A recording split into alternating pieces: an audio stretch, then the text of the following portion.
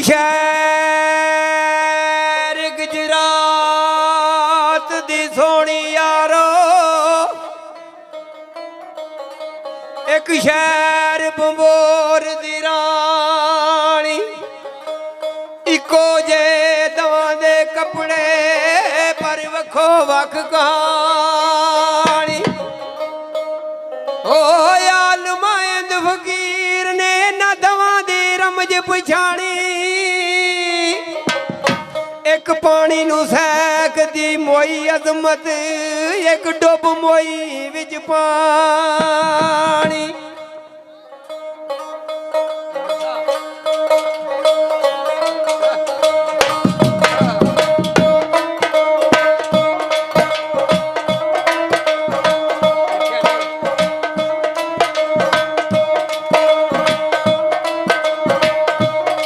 जिथे जम्मे सन इज्जत मां बरूमी, ते इज्जत बेग भी उसे घरां दा ऐ। ओ हुसन इश्क दी अजब हाथ बन्नी, बन्ना जोड़ मां जिवें धुप छांदा ऐ।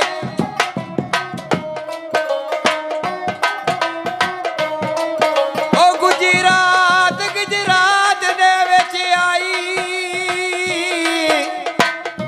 ते चर्चा घर घर महिवाल दे नां दा ऐ। ओ सोनी डुब गई विच दिल दरिया दा ऐ, मां एवें ना बदनाम च नां दा ऐ। आख्या ना मैं सोनी ते शाह जी, ना मैं गल वाली ते ना मैं सोना अमल कमाया। कोई एवें घर दियां नाल भुलेखे मेरा सोनी नाम तराया। मैं घमियारी मेरी जात नकारी, क्या बोझ मेरे सिर पाया। सरदार मुगल दी कर्म नमाजी, जिस मैं जई नू कर लाया। अली बेग नू कुदरती जात ने बच्चा ता कीता, ओदा नाम रखिया गया इज्जत बेग। ते बड़ी मुदत बाद वो जवान होया। एक दिन अपने बाप नाल गल करदा, शहनशाह मेरा दिल करदा मैं पंजाब दी सैर कर आवां। इज्जत बेग यारां दोस्तां नाल लैके लाहौर दादा हजूर सलाम कीता। गड्डी च बह के सलाई करदे आ गए वजीराबाद आ गया। 2-4 कदम अगे होए ते दरिया चनां दा कंढा आ गया।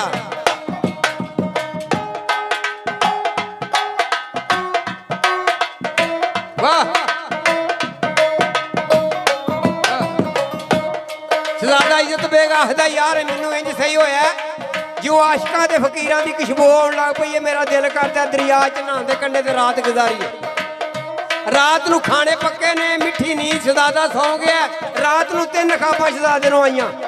सुबह वेले उठिया ते आंदा, यार चंगा करो ते मैनू वापस ला चलो, मैनू बड़ी मंदी खाब आई है। ते नाल दे गुलाम आंदे ने, केड़ी खाब आई है? ते की आंदा है?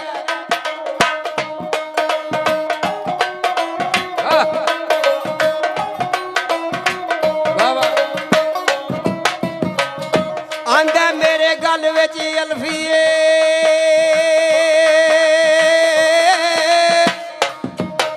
ते हथ विच कासा, दर दर दा मैं गुदा कर रहा। मैनू लोकी वट्टे मारदे ने, हैर भी कोई नहीं पांदा। इन्नी देर नूं हज़रत शकरी आए, एक बाबे दी शक्ल च बन के। नाल दे गुलाम आंदे ने, बाबा जी आ साडे शहजादे नूं गल सुनाया, मते दी तबीयत ठंडी हो जाए। बाबा गल सुनांदा किंग वालिया। ते की आंदा बाबा इज्जत बेग नूं?